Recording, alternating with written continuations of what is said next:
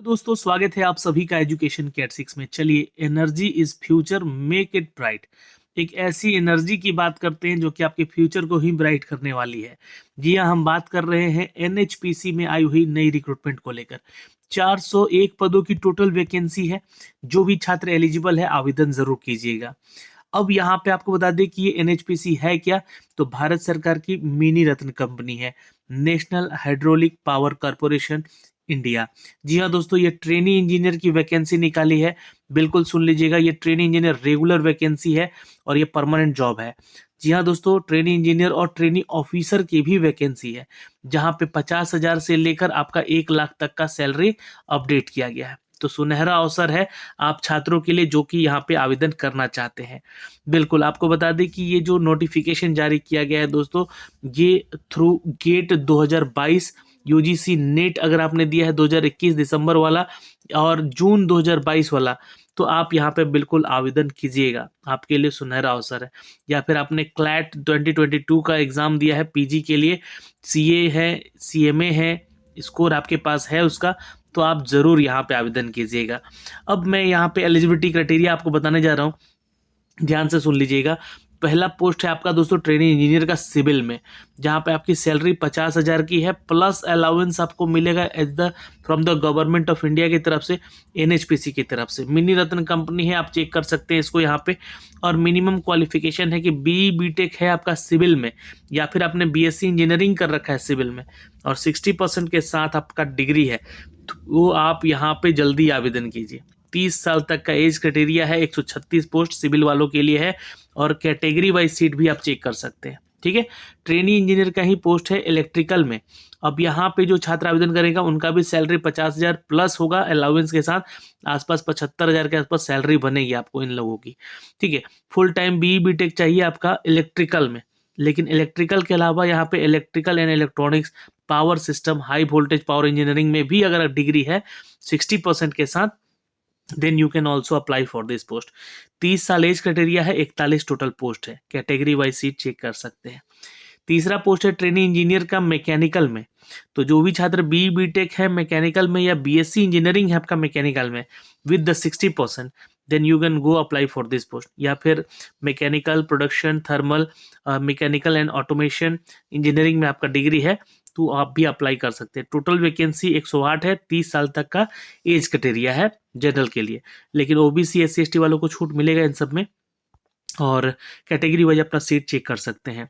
आपको बता दें कि जो छात्र AMIE की तरफ से इनरोल्ड है 31 मई 2013 से, 60% ग्रेड है आपका, तो आप भी यहाँ पे आवेदन कर सकते हैं इन सब के लिए। देखिएगा यहाँ तीनों में अपडेट किया गया है।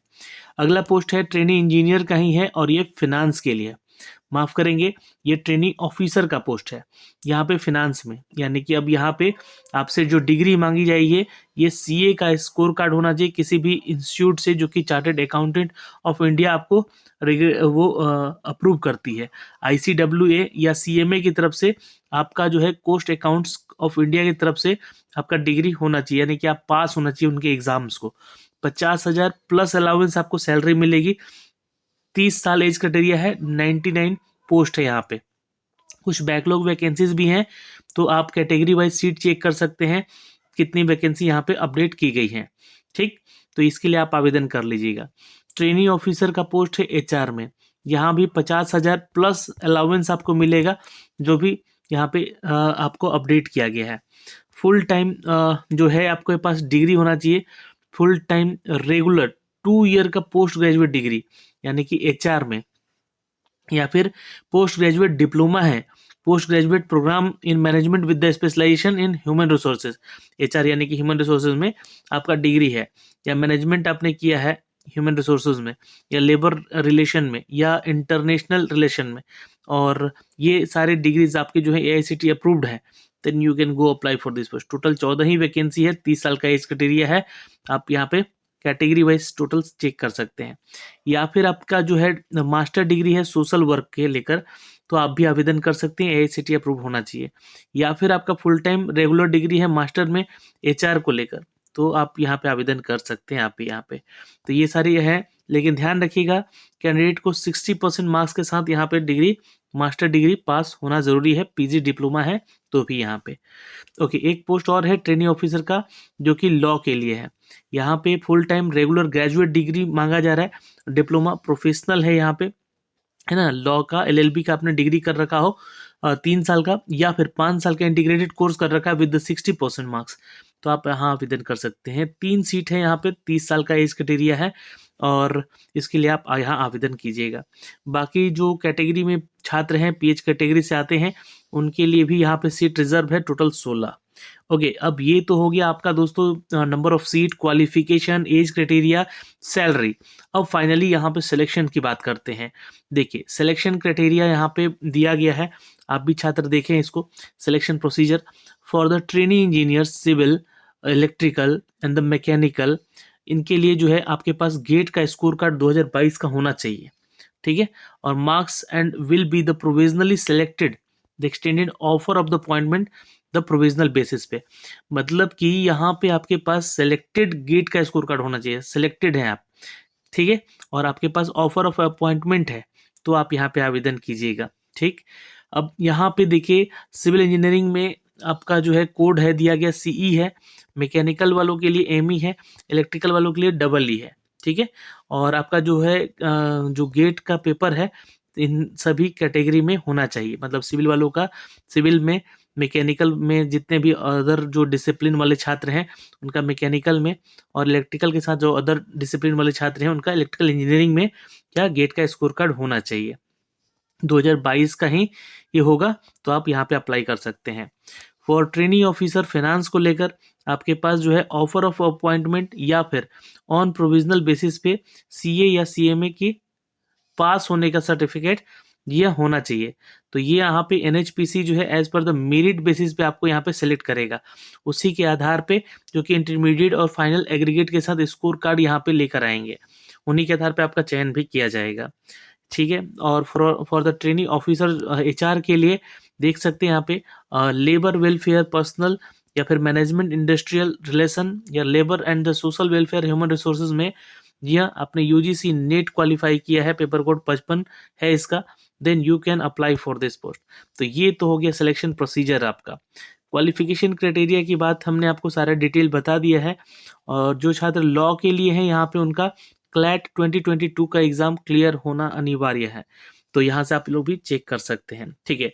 अब यहाँ पे जो भी छात्र आवेदन करना चाहते हैं, नीचे लिंक दिया गया है आवेदन करने का, और ये प्रोसेस है आपका यहाँ पे स्टेप फॉर अप्लाइंग। पहला स्टेप आपको nhpciindia.com पे जाके लॉगिन करना है, उसके बाद इंस्ट्रक्शन पढ़ना है, जो भी इंस्ट्रक्शन है उसके, और अपने एप्लीकेशन फॉर्म को भर लेना है। फॉर्म भरते समय पीडीएफ भी आपसे अपलोड करवाए जाएंगे, जो कि 100 से लेकर 250 केबी तक का होना चाहिए, जहाँ पे आपके डॉक्यूमेंट्स लगेंगे, मैट्रिकुलेशन का, या फिर आपका जो है जो भी डिग्रीज मांगी गई हैं उनका 10th और 12th का क्वालिफिकेशन का सर्टिफिकेट यहाँ पे लगेगा। साथ ही साथ इंजीनियरिंग या सीए या सीएमए कर रखा है, या पोस्ट ग्रेजुएशन है, उनका भी सर्टिफिकेट लगेगा। तो उन सब का जो है पीडीएफ बना के रख लीजिएगा, अपलोड करना होगा आपको। यहाँ पे चौथा प्रोसेस है ये। फिर उसके बाद 5वें प्रोसेस में आएंगे, तो candidate should upload the scan mention the document certificate, ये सब कुछ अपलोड करना है आपको। यहाँ पे जो भी आपके स्कोर कार्ड है वो सब भी अपलोड करने हैं, ध्यान दीजिएगा। और उसका भी फोटो कॉपी बना के 100 से 250 से लेकर 100 से 250 केबी के बीच में पिक्चर जो पीडीएफ बना लीजिएगा, उसको अपलोड करना होगा। फिर उसके बाद पेमेंट करना है। पेमेंट यहाँ पे मैंने आपको जैसा कि बताया 295 रुपये फीस चार्ज लग रहा है आवेदन करने को लेकर। और लास्ट डेट यहाँ पे मेंशन किया गया है फॉर्म को भरने के लिए, और लास्ट डेट से पहले जो है 25 जनवरी है लास्ट डेट आवेदन करने का, और लिंक एक्टिवेट हो चुका है 5 जनवरी से। इसका एक प्रिंट आउट जरूर अपने पास रख लीजिएगा, है ना। जब आप पूरा फॉर्म भर के इसका, है ना, पेमेंट वगैरह करके इसका प्रिंट आउट जरूर रख लीजिएगा अपने पास कि आपने इसका फॉर्म भरा है।